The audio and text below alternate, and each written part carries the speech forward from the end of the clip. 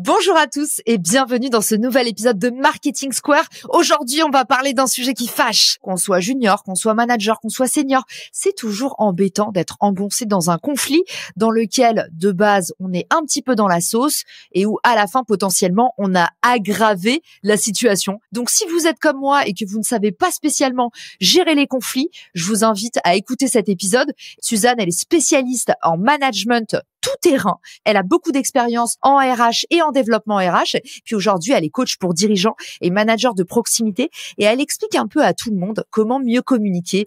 Parce que je sais pas si tu es d'accord, Suzanne, mais il y a quand même pas mal de violence dans le monde du travail. Au niveau des mots, on s'en rend même plus compte. Je suis absolument d'accord, Caroline. Merci de me donner la parole aujourd'hui. Et c'est vrai que les conflits dans le monde du travail, ils viennent aussi un petit peu avec un effet traîné de poudre d'une foule de petits détails, de petites micro-agressions du quotidien qu'on peut subir. Alors, si vous n'êtes pas encore allé voir les vidéos de Suzanne, allez regarder ces vidéos sur LinkedIn, elles cartonnent. Moi, j'ai fait aussi une vidéo, Suzanne, sur le pouvoir des mots et surtout les micro-agressions du quotidien quand on se reçoit, par exemple, le fameux « sauf erreur de ma part ». Comme demandé. Suzanne, est-ce que tu peux nous expliquer c'est quoi la CNV, ces communications non violentes, qui l'a inventé, ça s'adresse à qui et pourquoi faire? La communication non violente, elle a été inventée par Marshall Rosenberg, un psychologue américain dans les années 60. Il a développé ça parce que il traversait des situations de conflit et il avait pour ambition de développer la communication empathique et authentique. Cette méthode de communication, elle s'adresse à tout le monde. Et je fais un focus aujourd'hui sur le management parce que 80% du boulot de manager, c'est de maîtriser sa communication. Marshall Rosenberg, il est intervenu dans beaucoup de conflits dans le monde. Il est intervenu notamment au Rwanda en 94, dans les conflits interethniques. Mais il est aussi intervenu dans les périodes de ségrégation aux États-Unis. Il est intervenu dans des écoles aux États-Unis où il y avait des tensions vraiment palpables entre les professeurs et les élèves. Vous savez qu'il y a des gangs aux États-Unis, donc c'est vrai que ça permet d'apaiser les tensions. Ce que je veux vous dire par là, c'est que c'est une méthode qui a fait ses preuves dans beaucoup de contextes. Et donc, il n'y a aucune raison qu'en entreprise, ce ne soit pas adapté. La messe est dite, c'est parti pour la méthode en 5 points pour sortir de n'importe quel conflit. 5 étapes qui sont cruciales pour que la communication soit non violente du début à la fin. Si vous loupez une des étapes, alors ça ne fonctionnera pas. La première étape, c'est de se dire, il se passe une situation dans laquelle je me sens pas bien. Il y a un problème, il faut que j'intervienne. On va s'attacher aux faits.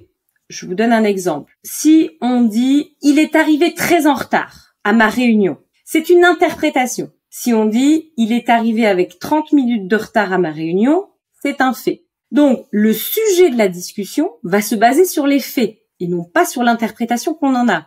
Si vous le recevez en entretien et que vous lui dites « Voilà, t'es arrivé très en retard à ma réunion », lui va avoir à cœur de se justifier sur le fait qu'il n'était pas très en retard. On ne va pas s'intéresser au vrai sujet. Si vous lui dites « Tu es arrivé avec 30 minutes de retard à la réunion », c'est un fait, il ne peut pas le contester. Et donc l'échange peut se poursuivre. Ensuite, vous allez vous intéresser à ce que vous ressentez. Et ça, c'est un exercice qui n'est pas courant, d'écouter ce qu'on ressent et de pouvoir exprimer un sentiment. Qu'est-ce que ça fait chez vous finalement, le fait qu'il arrive avec 30 minutes de retard? Certains vont me dire, il me respecte pas, il s'en fout du collectif, finalement, je donne des coups d'épée dans l'eau, etc., etc. Donc la pression interne monte chez vous. Ok. Donc vous vous focalisez, finalement, qu'est-ce que ça me fait sentir? Ce que je sens, c'est, je me sens blessée. À cette étape, c'est très important de ne pas utiliser ce qu'on appelle un sentiment externalisé. Je donne un exemple. Un sentiment externalisé, c'est je me sens agressé. Pourquoi on ne peut pas utiliser un terme je me sens agressé en communication non violente?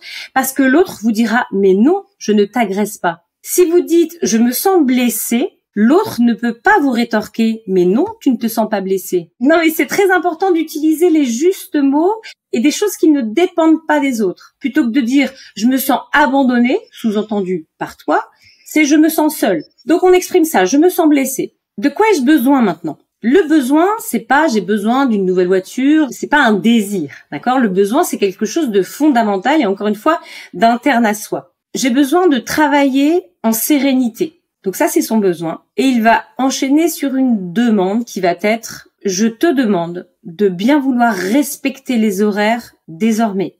Ça, c'est la demande.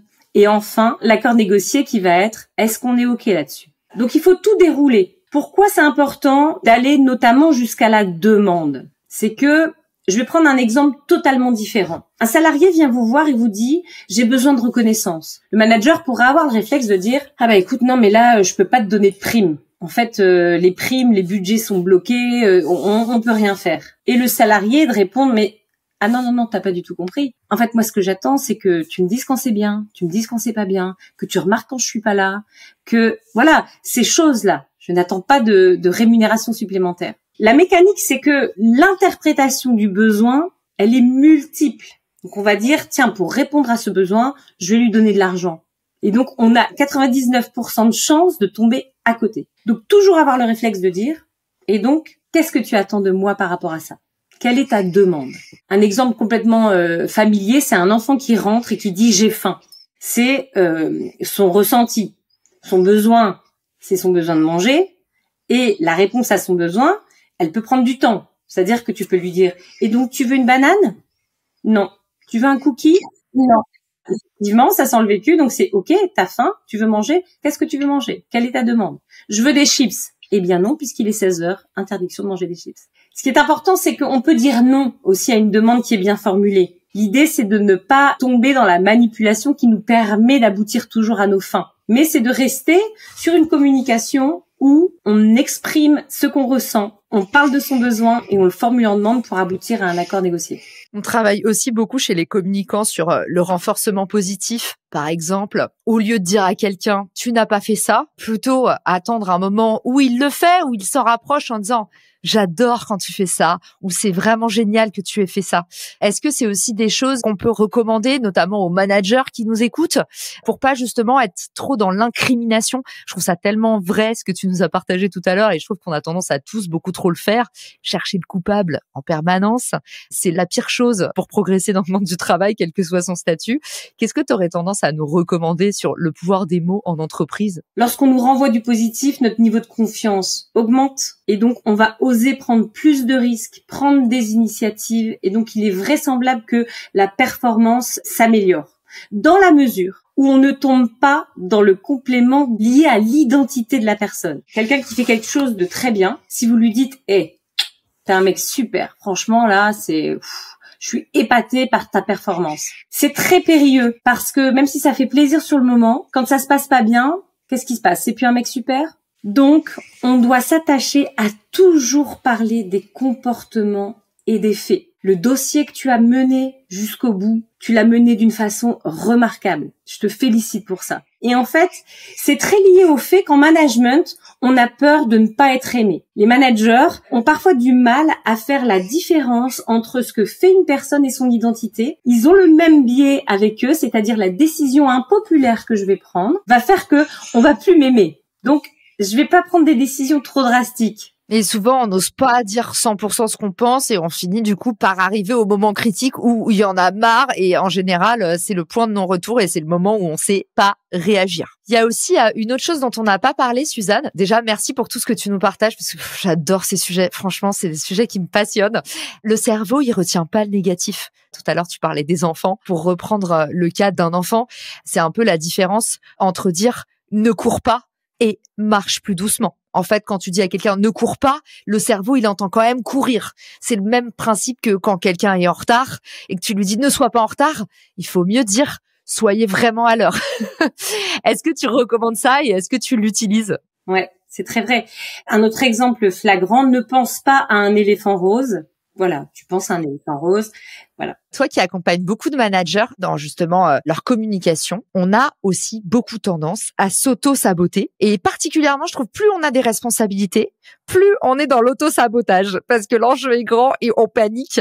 Qu'est-ce que tu recommandes pour justement améliorer aussi notre communication non violente envers nous-mêmes? Je te donne un exemple tout bête. Moi, j'ai remarqué particulièrement chez les femmes un besoin de se flageller en permanence. Dans mon livre, j'ai carrément des pages entières pour arrêter de dire désolé et en fait arrêter de mettre de la culpabilité dans tous nos discours. Moi, j'ai remarqué en rentrant des US, en fait, on me marchait sur le pied et je disais sorry. Et j'avais tout le temps, en fait, le réflexe de m'excuser pour tout et n'importe quoi. Quelqu'un disait genre, je trouve pas le sopalin. Ah, désolé.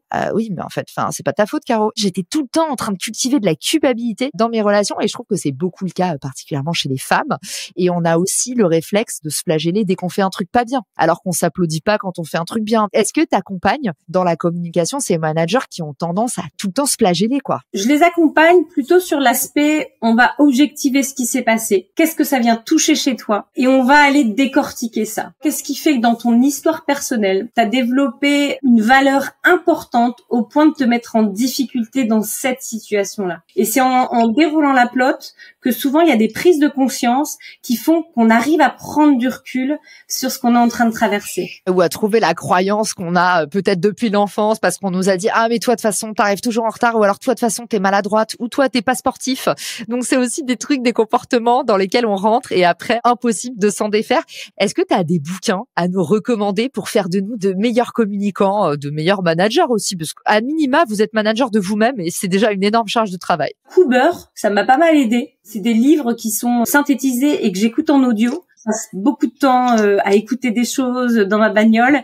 Et c'est vrai que quand je dois intervenir sur un sujet particulier, j'écoute Cooper, un petit bouquin sur la thématique et ça m'aide à me booster sur le sujet. Comment est-ce qu'on peut devenir un meilleur communicant au quotidien, Suzanne? C'est quoi l'astuce pratico-pratique qu'on pourrait donner à nos auditeurs aujourd'hui? Il y en a deux.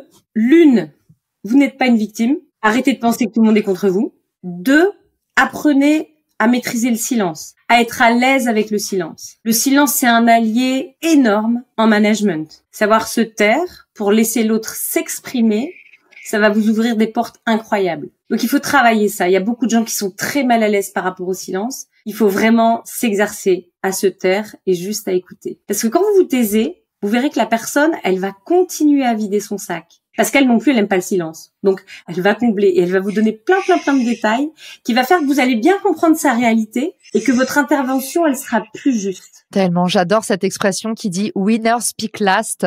Les gagnants parlent en dernier. C'est vrai que plus vous avez de contexte, plus vous avez d'antériorité sur la question, plus vous avez écouté, meilleur vous êtes pour parler. Merci beaucoup, Suzanne, d'être venue nous partager toute ta connaissance dans Marketing Square. J'ai hâte qu'on te retrouve en vidéo sur LinkedIn. Est-ce que tu as un petit mot de la fin pour encourager toutes les personnes qui sont en ce moment même au cœur d'un conflit et qui ont écouté cet épisode pour se mettre un peu de baume au cœur? Dites-vous que si Marshall Rosenberg y est arrivé dans des périodes de ségrégation aux États-Unis, qu'il est intervenu dans des conflits au Rwanda, en parallèle de ce que vous vivez, il y a vraisemblablement une solution au bout du tunnel. La boucle est bouclée. Arrêtons donc de faire nos victimes. Merci Suzanne pour ton passage dans Marketing Square et je vous dis à tous à très vite pour un prochain épisode. Ciao! Si cet épisode te plaît, tu peux le partager en me taguant ou lui laisser 5 étoiles sur Apple Podcasts. Marketing Square.